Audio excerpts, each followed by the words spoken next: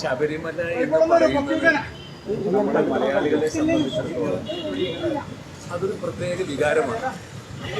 എത്രയോ ക്ഷേത്രങ്ങൾ നമുക്കുണ്ടെങ്കിലും ശബരിമല എന്ന് പറയുന്നത് ഓരോ ഭാരതീയനെ സംബന്ധിച്ചിടത്തോളം ജാതി മത ഭേദമന്യേ അവരെത്തുന്ന പുണ്യ സ്ഥലമാണ്. അപ്പൊ അവിടെ ഇത്തരം സ്കാം എന്തെങ്കിലും നടന്നിട്ടുണ്ടെങ്കിൽ അത് 100% വെളിച്ചത്തിൽ കൊണ്ടുവരികയും അതിനകത്ത് ബന്ധപ്പെട്ടിട്ടുള്ളവരെ എല്ലാം വെളിച്ചത്തിൽ കൊണ്ടുവരാൻ ഓരോ മലയാളിയും ബാധ്യസ്ഥനാണ്.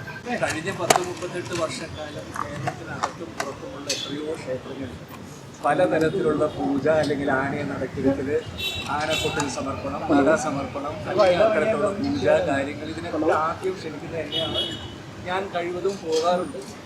അത്തരത്തിലാണ് ഇതുമായിട്ട് ബന്ധപ്പെട്ട ആൾക്കാരും എന്നെ പൂജയ്ക്ക് വിളിക്കുകയും ഈ നട കൊണ്ടുപോകാൻ വേണ്ടി ഇതിനൊക്കെ എന്നെ പല പ്രാവശ്യം ഇവർ വിളിച്ചോണ്ട് പോയിട്ടുണ്ട്.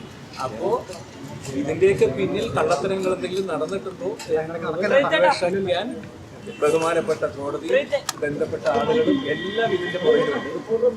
അപ്പോൾ എന്നിൽ നിന്നും ഇവർക്ക് എന്തെങ്കിലും ഉപകാരപ്രദമായ ഒന്ന് കാര്യങ്ങൾ കിട്ടുകയാണെങ്കിൽ അത് നല്ലതല്ലേ നമുക്ക് സത്യം വെളിച്ചത്ത് കൊണ്ടുവരാനായിട്ട്. അപ്പോൾ അതിൻ്റെ കാര്യങ്ങൾ ചോദിച്ചറിയാൻ വേണ്ടിയിട്ടാണ് എന്നെ വിളിച്ചിട്ടുള്ളത്. അപ്പോൾ തീർച്ചയായിട്ടും എല്ലാം നല്ല പര്യവസാനിക്കട്ടെ, ഭംഗിയായിട്ട് തന്നെ. ഇനിയും പുറമേ മറ്റവരും കുടുങ്ങാനുണ്ടെങ്കിൽ അവരും കുടുങ്ങട്ടെ, അല്ലെങ്കിൽ അയ്യപ്പൻ വെറുതെ വിടുക. അവരേക്ക് 50 വർഷത്തിന് മുകളിലായിട്ട് ശബരിമലയ്ക്ക് പോകുന്ന ഒരു ഭക്തനായതാണ്. അപ്പോൾ എൻ്റെയും കൂടി കടമയാണ്